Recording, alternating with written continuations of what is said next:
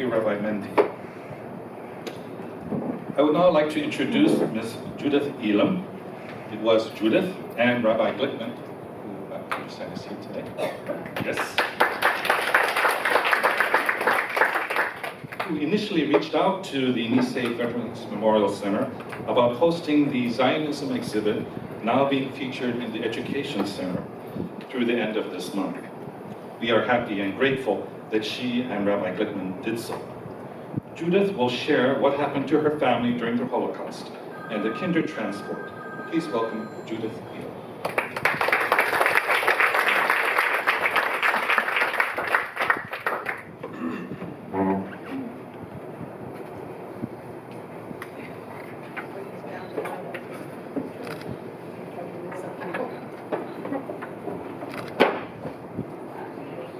Is that okay? Okay. Hello everyone. It is really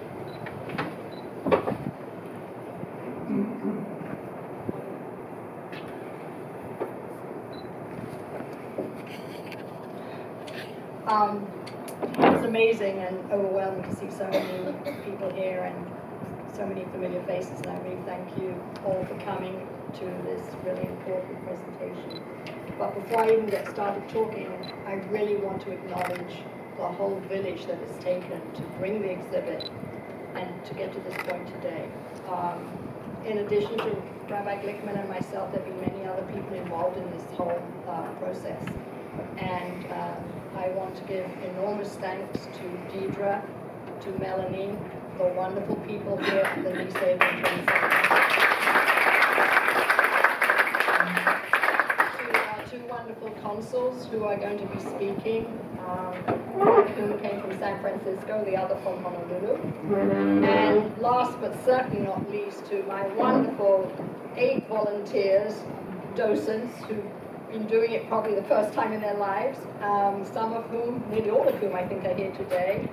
Joelle, this is not in any particular order, Jenny, Lila, I don't think Lila's here, Irene is here, Meryl is here, Mary, not sure, Gail is here, and Susanna is off island, and Joelle. So thank you all very much indeed. It's truly an honor to have you here. When Dennis and I, by the way, first, I'm sorry.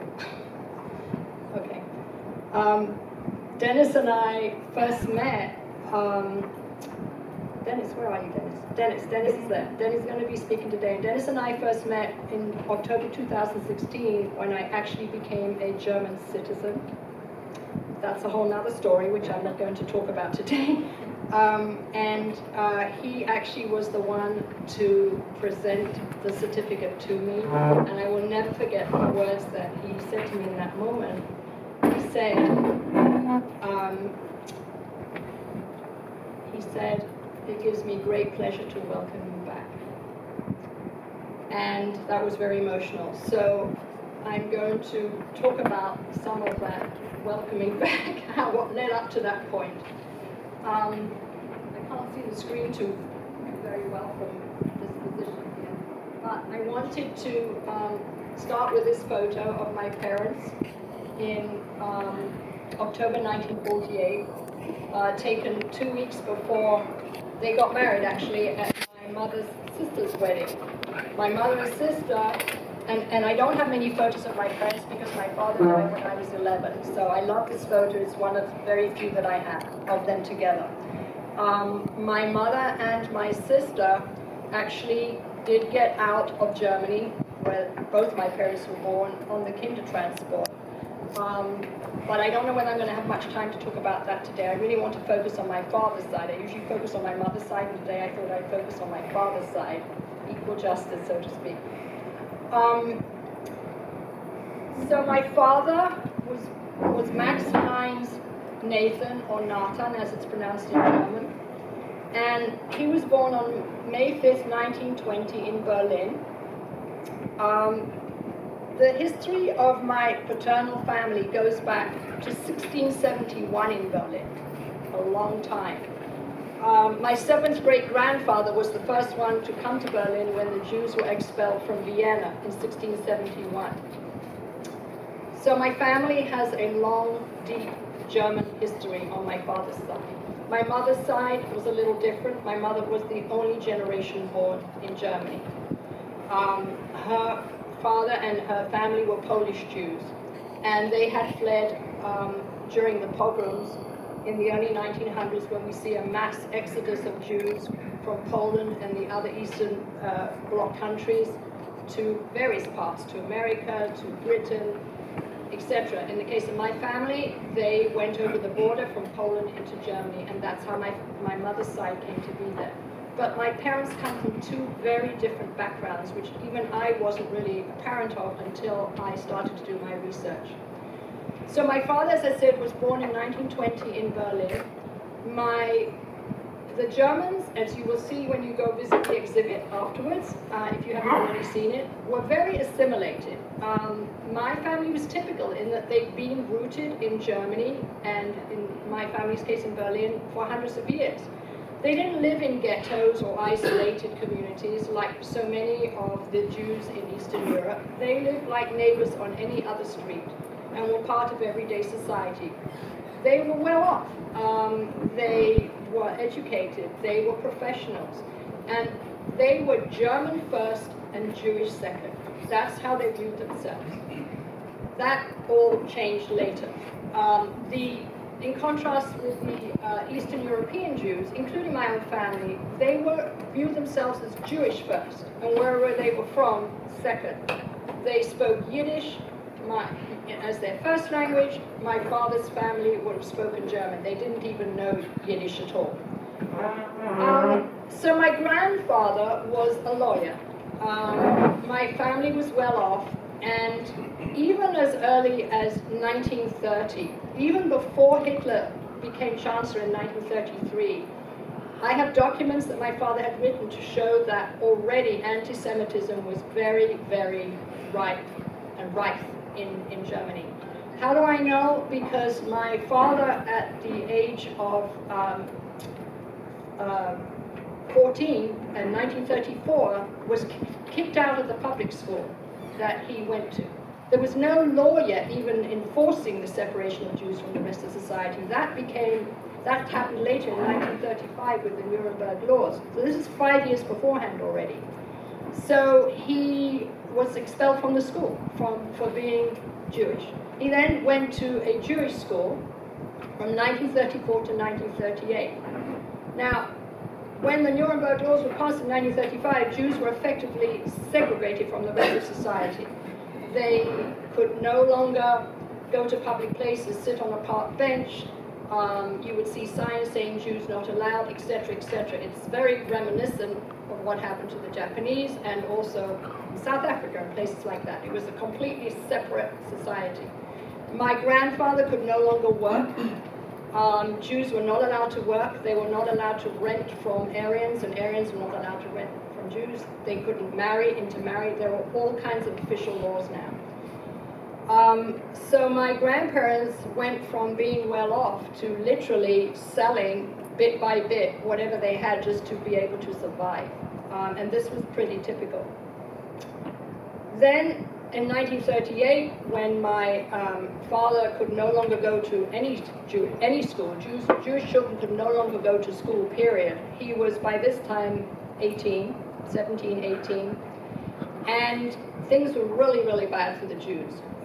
This already was after Kristallnacht, which I'm sure many of you are familiar with, which occurred on November 9th and 10th, 1938, when across Germany and Austria, which by then had been annexed to Germany, Jewish businesses were smashed, synagogues were destroyed, Jewish cemeteries were vandalized, and thousands upon thousands were hauled off to concentration camps. Some were not released. Many died there in concentration camps. So things were really bad, and in 1938 then, when my father could no longer go to school, my grandfather was somehow still managing to earn a few marks, that was the currency, with the Jewish community. And he got my father enrolled in a class that the Jewish community was somehow still able to give, giving vocational training to the Jewish children in the hopes that if they could survive, they would have some skills that would provide them a livelihood. So my father, at the age of 18, learned how to do plumbing, welding, and light engineering at this class. I don't know how long it went on for, probably not very long. And then afterwards, he tried to get work in a series of apprenticeships, but they didn't last but a matter of weeks because they were all Jewish-owned businesses that were either the owners fled themselves or they were hauled off, and their businesses were seized and Aryanized. And then finally, for the first quarter of 1939, he had to do slave labor. All my family that remained in Germany at that time had to do slave labor. And he had to do this in a munitions factory in Berlin. But my grandparents were really focused on trying to get him out to safety. And that was true of my mother's parents as well. They didn't think of themselves. They just focused firstly on their children, seeing how they could save their children, because their writing was on the wall by that point. So what happened was my father then, with his vocational skills, they ended up saving his life. How did they save his life? Well, by this point, Britain had agreed to take in 10,000 children on the Kindertransport, which saved my mother and one of her sisters' lives. But they also had agreed, and this was under great pressure from British Jews at the time, and the Quakers as well, to take in 4,000 men from Germany, Austria, Czechoslovakia, and Poland. And where were they going to put these 4,000 people that they needed to get out as fast as possible? They decided they were going to bring in the ones whose lives were in most imminent danger. And the British Jews rented a derelict, abandoned camp from World War I that needed refurbishing. It was located in Richborough, in Kent, in the south of England. And they needed people like my father to be able to refurbish it in the nick of time. So my father was one of the first 100 to be selected to go over there, and the youngest one at age 18. He was an only child as well. And that's how he got out. If we could go to the next one, please. So you can see by the date there, I can't see it myself, but I know it's somewhere in April now, the date there. When these refugees got out to England, their troubles didn't end there. They were still viewed as enemy aliens, even though they were fleeing the Nazi regime. And they were kind of suspect. Does this ring any bells with the Japanese Americans? There's a lot of parallels here. So they decided, the British government decided they would hold these tribunals to determine who could be free in society and who was potentially a risk. None of them were a risk, but that's how they viewed it. So my father, as you can see, was exempted during this tribunal. That's the document that he got, and you can see he's listed as a plumber there, which was one of the skills that he had learned. And I don't have a whole load of information that was passed on to me because he died when I was 11, but I remember my mother telling me that when he first arrived at the camp, all he did for the first 4 months was dig trenches and lay water pipes and sewer pipes. So it jives with what he was doing. Now, as the war progressed, these men, all 4,000 of them, they started arriving in drips and drabs. And life at the camp, and it was known as Kitchener Camp after Lord Kitchener, that's the nickname, or the Richborough Camp was the official name. Life at the camp was very mixed. They were very happy to have been saved and to know that they were so well received and much loved by the local people, because they, in addition, they helped the locals with agriculture and with their, they were much loved by the local English people. But at the same time, obviously, they were sick to death with worry about what was happening to their loved ones back home. There was no communication. My father had no idea what was happening to his parents and his grandmother, who was still stuck in Berlin. If we can go to the next one, please. Okay, so what happened next? My father, like so many of the other men, wanted to give thanks to Britain for the country that had saved their lives and taken them in. And they wanted to fight in the army alongside the British. But they were not allowed to because they were German speaking. Again, another parallel, right? So eventually, when they started losing men in the war and they needed more men, the British changed their minds and said, okay, we'll let you fight, but in a segregated unit. That probably rings a bell too. So the segregated unit was called the Pioneer Corps, and my father enlisted in the Pioneer Corps, and he was with it for 4 years, until 1944. And this is a photo of him in the winter coat, the army winter coat. So, meantime, he had, as I said, he had no idea what was happening to his family back home. What was happening to them? Well, my grandparents and my great-grandfather still were trying to get out. But in 1942, December, they were deported to Theresienstadt concentration camp. My great-grandmother, Julie, was starved to death there and died after 5 months there. My grandfather, by the way, remember I said that the family regarded themselves German first and Jewish second.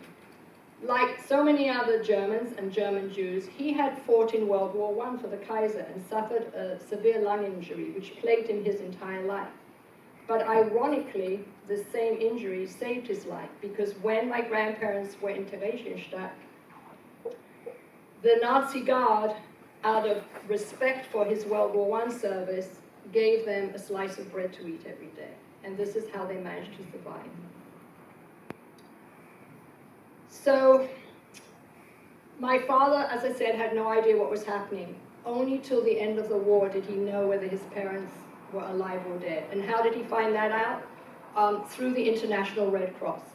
That was the only means. And even then, you didn't always find out. You can imagine they were inundated with requests from people trying to find out what had happened to their loved ones. He found out that they had been deported, survived Theresienstadt, and were now in a displacement camp. What do you do with all these survivors? Where do you put them? They ended up in a displacement camp in Degendorf, in Bavaria. And my father wanted to get to them to try and help them get out of Germany. But he had a problem. He was still enlisted in the British Army, and he couldn't just take off. So my mother always told me he feigned mental illness to get honorably discharged and get over there. I'm sure it wasn't just feigned. I found a document which said he had escaped from a hospital where he was being treated for depression. I don't know. I probably will never know whether it was true or not, that he had depression or not. But anyway, he wound up in Germany, back in Germany. I want to go to the next slide. So, the back side of that photo you just saw is this, and I'm going to take it out. I know it's hard to read, but I want to read it to you because I find it very moving, and it just epitomizes what was going on. It was a postcard he sent to them. He obviously had no idea whether they were going to receive it, but someone got it because I have it in my possession. And it says, "My beloved parents, I hope the censor passes it, considering you have been in the concentration camp for 4 years and you have not seen me for 6 years. Have mercy, censor. This photo will stand any X-ray examination, no secret." So how my father, I'm just going to hold it. How did my father get to Germany? He got himself enlisted somehow. I really don't even know how this happened. I'm hoping one day to find out. With the American occupying forces in Bavaria, so he could be close to his parents in Degendorf displacement camp. And for 2 years, they tried to get my grandparents out of Germany. They wanted to go anywhere they could, Palestine, England, anywhere. They just wanted to get the heck out of Germany, but it never happened. I don't think it was that Germany prevented them from leaving. I think it was rather that no country wanted to take them because of their poor health. My grandfather had bronchitis because of the lung injury, and he had heart problems, and they were in terrible shape after having been in Theresienstadt for 2.5 years. So they never ended up leaving Germany. They ended up being placed in a home for survivors located in